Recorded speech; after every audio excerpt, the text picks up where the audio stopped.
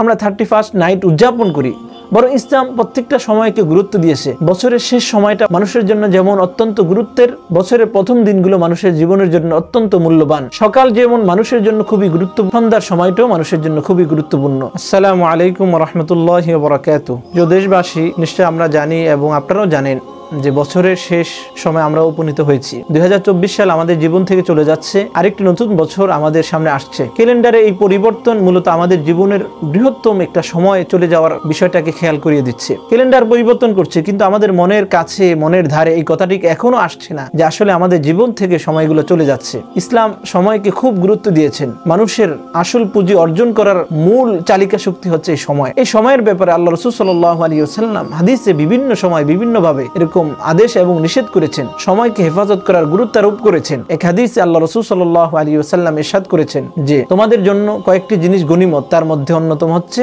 হায়াত। তোমাদের সময়, এগুলো তোমাদের জন্য অত্যন্ত গনিমত। কিয়ামতের ময়দানে এগুলোর জন্য আমাদেরকে জিজ্ঞাসিত হতে হবে। আল্লাহ রাসূল সাল্লাল্লাহু আলাইহি ওয়াসাল্লাম হযরতে আব্দুল্লাহ ইবনে ওমর রাদিয়াল্লাহু তাআলা আনহুর হাদিস থেকে আমরা জানতে পারি, আল্লাহ রাসূল সাল্লাল্লাহু আলাইহি ওয়াসাল্লাম ইরশাদ করেছেন যে তুমি সকালে উঠলে বিকেলের অপেক্ষা করো না। কোন আমলকে তোমরা এরকম অপেক্ষা করে পিছনে ফেলে দিও না, যখন মনে আসছে করে ফেলো, কারণ তুমি সামনে এই সময়টি নাও পেতে পারো।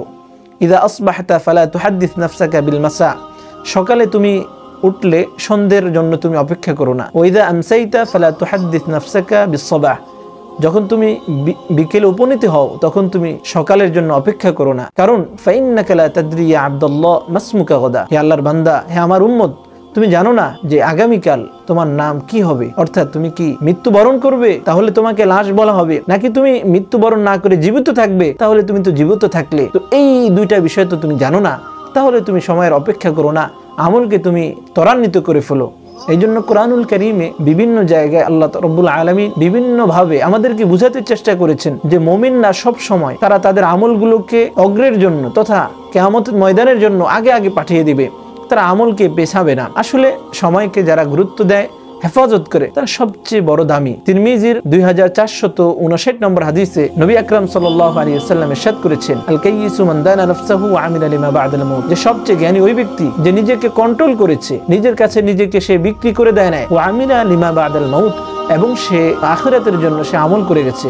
আর সবচেয়ে বড় বোকা, সবচেয়ে বড় বিবেকহীন, সবচেয়ে বড় আহমক ওই ব্যক্তি মান আতবা'a নাফসাহু হাওয়াহা ওয়া তামান্না আলাল্লাহ, যে নিজেকে কুপ্রবৃত্তির চাহিদার মতো নিজেকে চালিয়েছে, নিজের নফসের সে খায়সাতের এরকম পিছনে পড়ে ছিল, এবং সে আল্লাহর উপর ওয়াজাচিত আশা সে এরকম করে রেখেছে যে কাল কিয়ামতের ময়দানে তাকে আল্লাহ মাফ করে দিবেন, জান্নাত দান করবেন। এটাকে বা এই ব্যক্তিকে সবচেয়ে বড় বোকা, সবচেয়ে বড় বেউকুফ এবং আহমক হাদিসে বলা হয়েছে। এই জন্য প্রিয় ভাইয়েরা, আমাদের জীবন থেকে একটি বছর যাচ্ছে, আমরা 31st নাইট উদযাপন করি। আসলে এটা ইসলাম কখনো সমর্থন করে না, বরং ইসলাম প্রত্যেকটা সময়কে গুরুত্ব দিয়েছে। বছরের শেষ সময়টা মানুষের জন্য যেমন অত্যন্ত গুরুত্বের, বছরের প্রথম দিনগুলো মানুষের জীবনের জন্য অত্যন্ত মূল্যবান। সকাল যেমন মানুষের জন্য খুবই গুরুত্বপূর্ণ, সন্ধ্যার সময়টাও মানুষের জন্য খুবই গুরুত্বপূর্ণ। রাতের আধারটা যেমন মানুষের জন্য গুরুত্বপূর্ণ, দিনের যে সময়টা সেটাও মানুষের জন্য গুরুত্বপূর্ণ। এই জন্য ইসলাম কখনো কোনো সময়কে নির্দিষ্ট করে উদযাপন করা কখনো সমর্থন করে না, বরং ইসলাম প্রত্যেকটা সময়কে গুরুত্বের কথা বলেছে।